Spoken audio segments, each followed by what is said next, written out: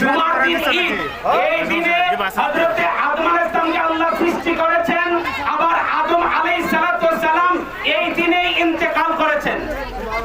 এখন রহমাতুল লিল আলামিন বলে জুমার দিন আদম নবীর আগমন, জন্মের দিন, আবার জুমার দিন হযরত আদম আলাইহিস সালামের ইন্তেকালের দিন। তাইলে এখন তো বলতে হয় এই ব্যাককলের ঘরে ব্যাককল।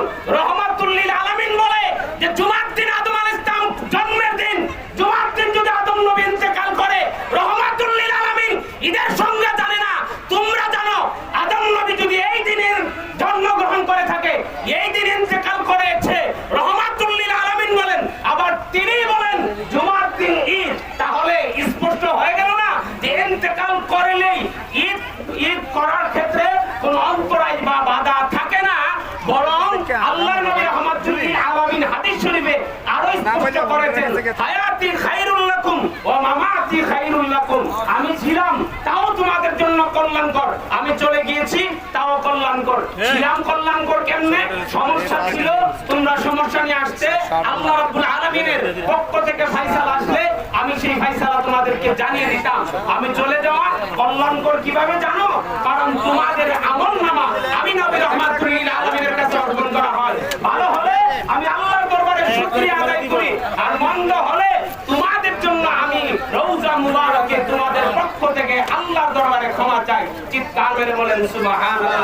এখন মনে রাখবেন, আপনাকে কেউ বাড়ি গাড়ি করে দিল, এটার চেয়ে আরো বড় উপকার হলো আপনার গুনার জন্য আল্লাহর দরবারে ক্ষমা চাওয়া। আর এটার থেকে ক্ষমা চাওয়ার ক্ষেত্রে কিন্তু ধরন আছে, কিন্তু নবীগণ হলেন মুস্তাজাবুদ দাওয়া, মানে আপনার জন্য রহমাতুল লিল আলামিন যদি দোয়া করে বা ইস্তেগফার কামনা করে সেটা বৃথা যাবে না।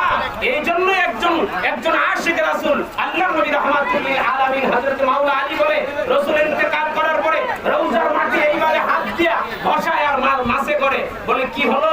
আমি রহমাতুল লিল আলামিনের জানাজা করতে পারি নাই, কিন্তু আমি এসেছি আতাইতুকা মুতাশাফিয়ান বিক ইলা রাব্বিক, বলতেছি ইয়া রাসূলুল্লাহ আমার ধারণা হলো আপনি আমার জন্য সুপারিশ করবেন। কেন?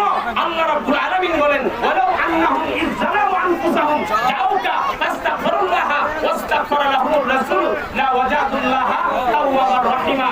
এই জন্য বলছি, যদি আপনারা মানুষকে মিসগাইড করেন যে যেই দিনে জন্ম এই দিনে ইন্তেকাল করলে ঈদ করা যায় না, তাহলে রহমাতুল লিল আলামিন আদম নবীর জন্ম এবং ইন্তেকালের দিনকে সারা পৃথিবীর মানুষের জন্য জুমার দিনকে ঈদ হিসাবে ঘোষণা করেছেন। বলেন জুমার দিনকে আমরা কি হিসাবে জানি? তাইলে জুমার দিন ঈদের দিন। তো এই পর্যন্ত কেউ বলে নাই যে জুমার দিন ঈদ হইতে পারে না, কারণ জুমার দিনে আদম নবী জন্মগ্রহণ করেছে, আবার জুমার দিনে আদম নবী কি করেছে? ইন্তেকাল করেছে। কই এই ক্ষেত্রে তো তোমাদের কোনো অবজেকশন নাই, কোনো আকাবের তো এমন কথা বলো না।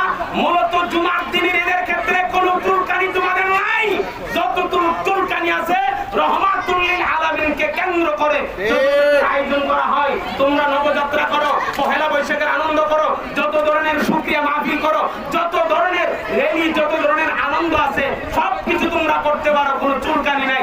যেই মাত্র মিলাদুন নবীর জুলুস আসবে, এমনকি একটি আপনার দূষিত একটি অঞ্চল আছে যেই জায়গায় পহেলা বৈশাখের নাচ গান করলে আলেমরা ঘুমিয়ে থাকে, বাধা দেই না, কিন্তু মিলাদুন নবীর জুলুস করতে গেলে তখন তারা বেদাত খুঁজে।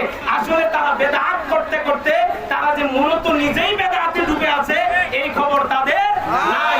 কারণ কি জানেন? কারণ হলো একটা ফ্রিজের অঞ্চলের কারণে ভিন্নতা।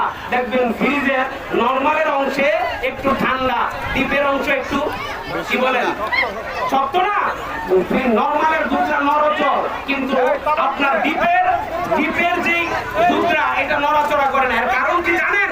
তাদের নসিব হলো এমন, একই অঞ্চলে একই এরিয়া যেমন ভিন্নতা আছে, যাকে আল্লাহ রাব্বুল আলামিন কবুল করেছে তারাই মিলাদুন নবীর জুলুস এবং এই সুন্দর আয়োজন করে। আল্লাহ রাব্বুল আলামিন আমাদের এই আয়োজনকে যেন কবুল করে। বিশেষ করে দরবার বাসিন্দাদের অনেক ভূমিকা আছে, তারা সুন্দরভাবে এই সুন্দর আয়োজন এবং এই সুন্দর একটি পরিবেশ তৈরি করেছে। এই জন্য তাদেরকে আমরা প্রাণ ঢালা শুভেচ্ছা এবং অভিনন্দন জ্ঞাপন করছি।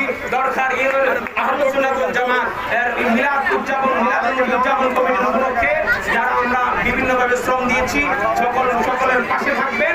আল্লাহ রাব্বুল আলামিন আমাদেরকে কবুল করুন। সকলে বলুন আমিন। বিসমিল্লাহির রহমানির রহিম আল্লাহুম্মা আমিন আল্লাহুম্মা আমিন।